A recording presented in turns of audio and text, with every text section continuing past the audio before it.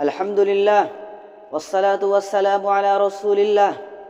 أما بعد، فيا أيها الناس، تذكروا ما أمامكم من الأحوال واستعدوا لها بصالح الأعمال، وتذكروا الموت وغمراته وسكراته، فما أسرع الموت وما أبعد الفوت، وما من أحد منا إلا ويذوق ذائقة الموت، كما قال الله تعالى: كل نفس ذائقة الموت. أكثروا ذكر هذا من لذات الموت، وانظروا إلى القرون الماضية، أين آباؤكم؟ أين أجدادكم؟ أين الملوك؟ أين الجبابرة؟ وصلوا كلهم إلى حفرة الكبر. كما قال الشاعر: ألا يا ساكن القصر المعلى، ألا يا ساكن القصر المعلى، ستدفن عن قريب في التراب، له ملك ينادي كل يوم لذول الموت وابنون الخراب. فاسمعوا هتاف المقبورين: ألا يا واقفا على قبرنا، لا تتعجب من أمرنا، بالأمس كنا مثلكم، غدا ستسير مثلنا. فيا عباد الله، هذا هو الموت الذي يفرق بين الأخ والأخوات، وهذا هو الموت الذي يفرق بين البنات والأمهات، وهذا هو الموت الذي يفرق بين الزوج والزوجة، وهذا هو الموت الذي يدمر كل بروج مشيدة.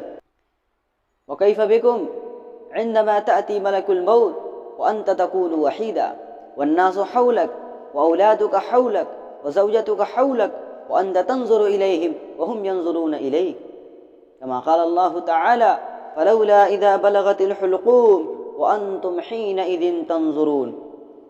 وتحدث النبي صلى الله عليه وسلم الأحوال القبر، كما رواه الإمام البخاري في صحيحه عن أنس بن مالك رضي الله تعالى عنه قال: قال رسول الله صلى الله عليه وسلم: إن العبد إذا وضع في قبره وتولى عنه أصحابه وإنه ليسمع قرع نعالهم، أتاه ملكان فيقعدانه فيقولان: ما كنت تقول في هذا الرجل لمحمد صلى الله عليه وسلم؟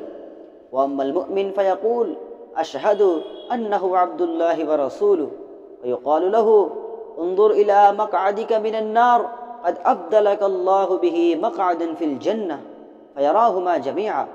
وأما الكافر والمنافق فيقال له: ما كنت تقول في هذا الرجل؟ فيقول: لا أدري لا أدري، فيقال له: لا دريت ولا تليت.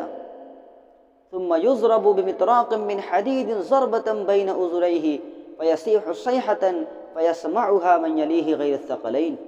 أعاذنا الله من عذاب القبر. يا عباد الله، اتقوا الله. الكيس من الكيس؟ الكيس من دان نفسه وعمل لما بعد الموت، والعاجز من أتبع نفسه هواها وتمنى على الله. نسأل الله تبارك وتعالى أن يوفقنا لصالح الأعمال، وأن يرزقنا بالحسنات.